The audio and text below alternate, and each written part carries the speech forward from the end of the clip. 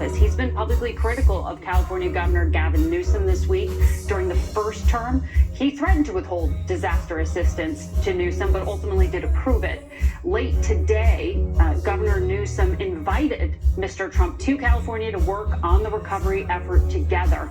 Here in Washington, Republican leaders tell CBS they're not opposed to putting together another relief package if needed, and they discussed it behind closed doors this week.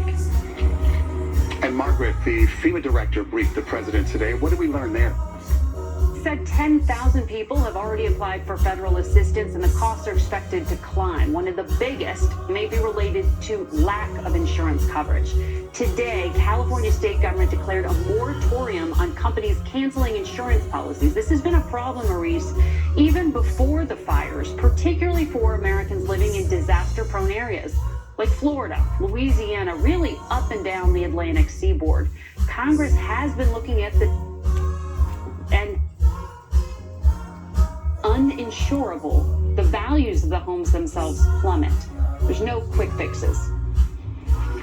It just feels like one disaster after another. Margaret, thanks so much. Margaret's guests, by the way, on Sunday's Face the Nation include the FEMA administrator and California Congresswoman Judy Chu. Turning now to the nation's midsection, where a winter storm sent snow and ice as far south as Georgia. At Atlanta's Hartsfield-Jackson Airport, a Delta flight aborted takeoff, forcing more than 200 passengers to evacuate onto a snowy tarmac. 4 people were injured. The pilot reported an engine issue. Atlanta saw 3.5 inches of snow, the most there in 7 years. In just 10 days, Donald Trump will become the first U.S. president to assume office as a convicted felon. Trump was formally sentenced today in the Stormy Daniels hush money case.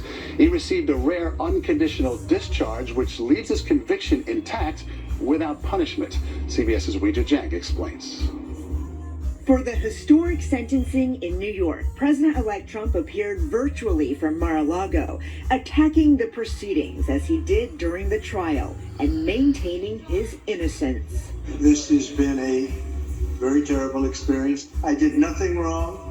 But a New York jury convicted Trump of 34 counts of falsifying business records, part of a scheme to cover up payment to former porn star Stormy Daniels ahead of the 2016 election. He faced up to 4 years in prison, but Judge Juan Merchan did not impose any jail time, fines, or probation, noting that it was only because Trump's upcoming presidency protected him from punishment. Donald Trump, the ordinary citizen, Donald Trump, the criminal defendant, would not be entitled to such considerable protections. The sentencing went forward despite Trump's last-ditch effort to delay it, asking the Supreme Court to intervene. But in a razor-thin 5-4 decision, 2 conservative justices joined the 3 liberals to rule against him. He now becomes the first felon to occupy the Oval Office.